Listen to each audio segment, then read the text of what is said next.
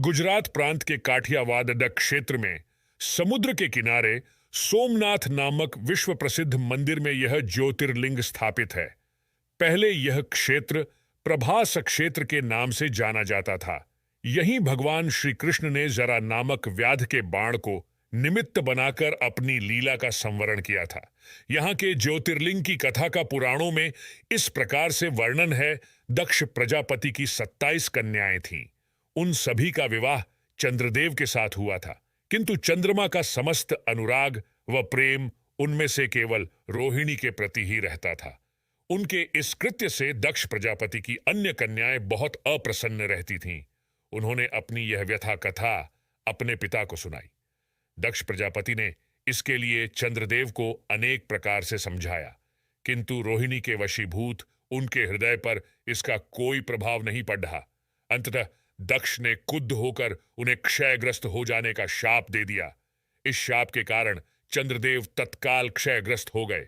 उनके क्षयग्रस्त होते ही पृथ्वी पर सुधा शीतलता वर्षण का उनका सारा कार्य रुक गया। चारों ओर त्राही मच गई। चंद्रमा भी बहुत दुखी और चिंतित थे। उनकी प्रार्थना सुनकर इंद्र आदि देवता तथा वशिष्ठ आदि ऋषिगण उनके उद्धार के लिए पितामह ब्रह्मा जी के पास गए। सारी बातों को सुनकर ब्रह्मा जी ने कहा, चंद्रमा अपने शाप विमोचन के लिए अन्य देवों के साथ पवित्र प्रभास क्षेत्र में जाकर मृत्युंजय भगवान शिव की आराधना करें। उनकी कृपा से अवश्य ही इनका शाप नष्ट हो जाएगा और ये रोगमुक्त हो जाएंगे। 5 उनके कथनानुसार चंद्रदेव ने मृत्युंजय भगवान की आराधना का सारा कार्य पूरा किया। उन्होंने घोर तपस्या करते हुए 10 करोड़ बार मृत्युंजय मंत्र का जप किया। इससे प्रसन्न होकर मृत्युंजय भगवान शिव ने उन्हें अमृतत्व का वर प्रदान किया।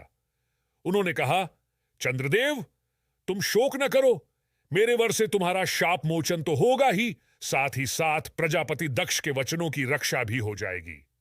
6 कृष्ण पक्ष में प्रतिदिन तुम्हारी एक एक कला क्षीण होगी, किंतु पुनः शुक्ल पक्ष में उसी क्रम से तुम्हारी एक एक कला बराछ जाया करेगी।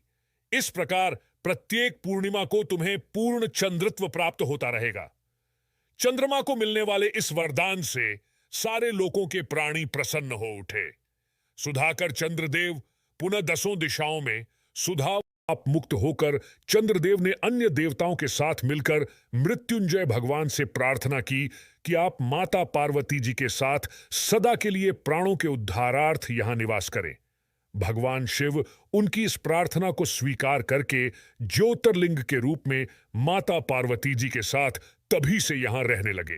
पावन प्रभास क्षेत्र में स्थित इस सोमनाथ ज्योतिर्लिंग की महिमा महाभारत, श्रीमद् भागवत तथा स्कंद पुराण आदि में विस्तार से बताई गई है। चंद्रमा का एक नाम सोम भी है। उन्होंने भगवान शिव को ही अपना नाथ स्वामी मानकर यहां तपस्या की थी। अतः इस ज्योतिर्लिंग को सोमनाथ कहा जाता है। इसके दर्शन, पूजन, आराधना से भक्तों के जन्म जन्मांतर के सारे पाप और दुष्कृत्यु विनष्ट हो जाते हैं। वे भगवान शिव और माता पार्वती की अक्षय कृपा का पात्र बन जाते हैं। मोक्ष का मार्ग उनके लिए सहज ही सुलभ हो जाता है। उनके लौकिक पारलौकिक सारे कृत्य स्वयमेव सफल हो जाते हैं। 12 ज्योतिर्लिंग की जानकारी चाहते हैं तो नेक्स्ट वीडियो देखना जरूर।